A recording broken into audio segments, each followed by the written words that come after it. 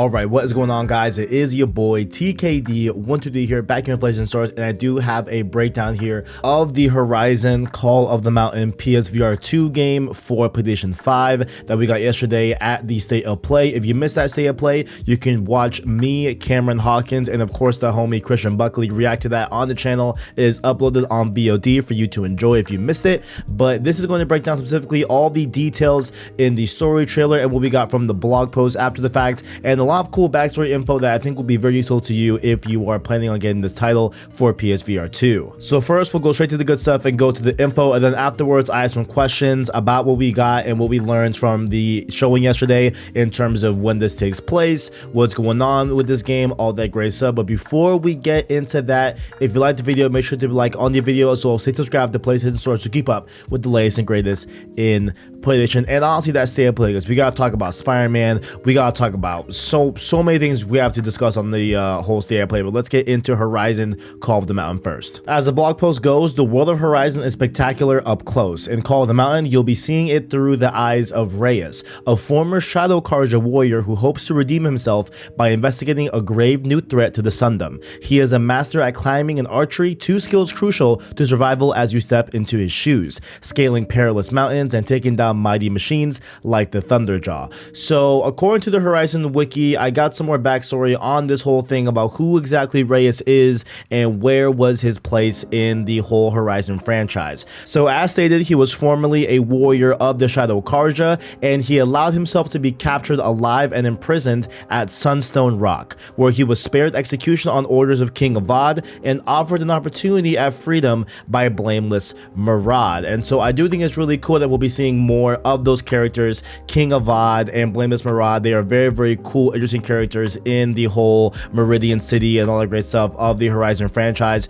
Really cool to see them back into the forefront and be able to talk to them more and just learn more about them, because they were briefly in Horizon Forbidden West, but not that much compared to Zero Dawn. So cool that we'll be seeing those characters come back here with Call of the Mountain. And then it goes on to explain a little bit more of Reyes' history, which goes as follows, where Reyes was also responsible for transporting Idaman to Sunfall when he was a Shadow Karja back in the day. This was to ensure his protection from the liberation of Meridian, which sparked the Karja Civil War. So just a quick rundown here on Idaman, right? He was supposed to be the next king of the Karja and Meridian City after his father, which was then the Sun King Jiran. But Sun King Jiran was overthrown by the Prince Avad with the help of the Oseram tribe, because both felt that they had different futures and different outcomes they wanted for the Karja tribe, the Sundom, and of course Meridian City itself. There's a lot more to that backstory involving the liberation of Meridian and the Karja Civil War itself between the Karja and the Shadow Karja. Let me know if you'd like a lore video on that in the future. I would love to make that and really bring it to you guys on the channel. But going on more from that, Reyes' brother Urid remained Karja after the Shadow Karja defected and Sun King Avad took power after he killed Sun King Jiran, right? So this placed both brothers on opposing sides of this whole civil war, right? With Reyes being a Shadow Karja and Urid remaining Karja, and was actually on the governing board as well that directly oversaw the wants and needs of Sun King Avad. So I really hope that we get to see him in the game. We didn't see him in the trailer as far as I'm aware, but I really hope we get to see him in the game and really see that whole brother dynamic really unfold with them being on opposing sides of a civil war. And so my thought is that it's very clear here that King Avad and the Blameless Marad decided to spare Reyes his life and utilize his skills with climbing and archery to their advantage. And what that advantage is going to eventually hopefully outcome to is to get to the bottom of this mysterious thing in the mountains that is making these machines attack them. And once Reyes is able to climb up and investigate what's going on in the mountain and with these machines, he will be granted his freedom from Karja prison, because, you know, at this point I believe they still look at him in a very different way because he was a part of the Shadow Karja in the past. And so you know, he's definitely someone that maybe they have a little bit less trust in them and everything, and so he is trying to buy his freedom by helping them with this investigation of the machines. Next up here, we have some info about mechanics and gameplay involving Horizon Call of the Mountain, where you'll be able to master tools and weapons as you play through the game. We see him use different bows, etc., with different arrow points as well. We see a fire bow as well on the gameplay, as well as different tools like one for zip lining and even rock climbing as well, that kind of look like the ice picks from like Malper 2, if you guys remember that, but we're, you know, doing it up a rock, you know what I'm saying? So you'll also be able to use the world's materials to craft additional gear, so I'm assuming there's going to be some sort of scavenging feature that you will see throughout the open world, or I guess not open world, I guess more like linear hub open worlds, what I'm presuming, and you'll be able to use these materials to craft different gear for yourself to help you in your endeavors. And also they confirmed that throughout the story you'll be meeting new and old characters from Horizon, including Aloy herself. I have questions as to, you know, Aloy's involvement in this, and we'll definitely get to that at the end of the video, but first I want to cover the river ride experience. And so this goes as follows. Alongside the game's main story, Call of the Mountain will also be offering an exciting immersive river ride experience. Take a seat and enjoy the gorgeous views of the world of Horizon, but look out, some uninvited machines may try to come aboard. The river ride is the perfect way for a player using the PSVR 2 headset to share the magic of PSVR 2 with your friends and family as they watch along a connected display. So this mode is incredibly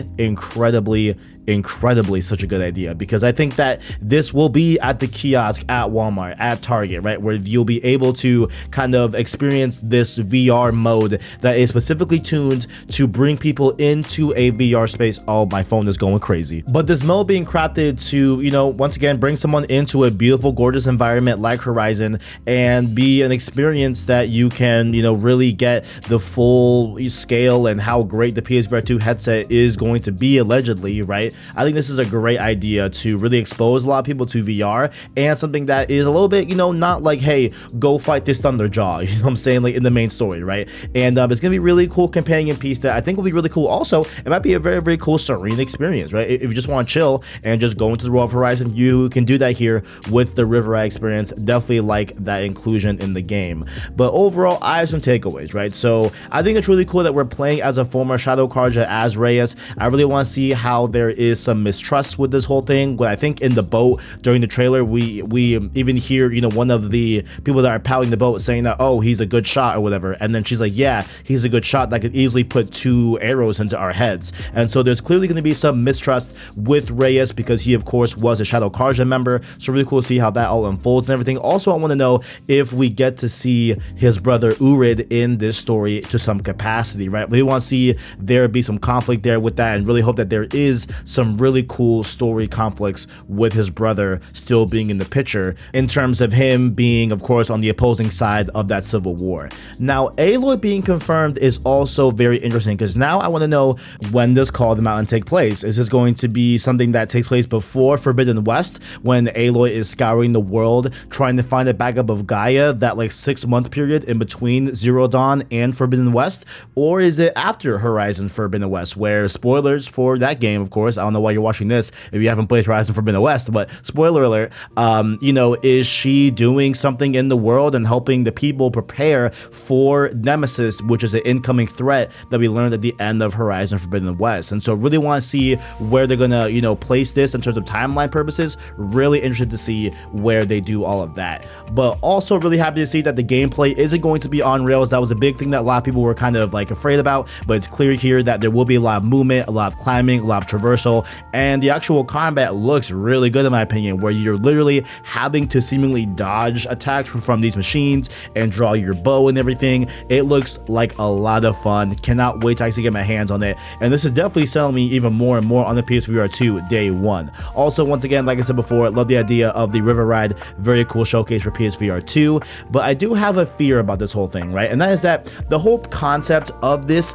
is kind of sounding a little bit like Frozen Wilds DLC from the original Horizon Zero Dawn, where Aloy also had to investigate dangerous machines pouring out of a mountain. And so, you know, I'm sure they will be different. I'm sure there will be a reason for this existing, and I do hope that, you know, there is going to be a differentiating standpoint for this game that really sets itself apart and stands out, in spite of it just being a PSVR 2 game, right? Like, I hope it's more than just, oh, here's a cool Horizon game in VR, right? Like, I hope there's more to it. I hope that, you know, there is a cause to the machines behaving angrily and aggressively in Call of the Mountain that will likely probably tie to some old world stuff, right? I'm sure there will be some reasoning, some signal that is coming out or whatever, something like that, that you know, is from the days of Elizabeth Sobeck and all that. So I'm sure there will be something like that, but I do hope that it really does stand on its own and be original and doesn't have too many echoes of that Frozen Wilds DLC that was released in the original game. I really hope there isn't that much correlation there. But overall,